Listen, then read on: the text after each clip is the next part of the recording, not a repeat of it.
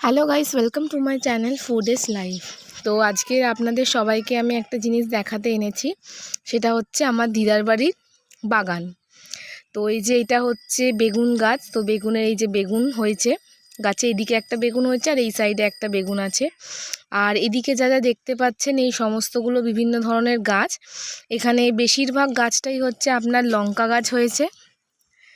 আর এই যে এখানে এই যে এতগুলো লঙ্কা গাছ হয়েছে, কিন্তু যেহেতু এত গরম ছিল তাই লঙ্কা হয়নি।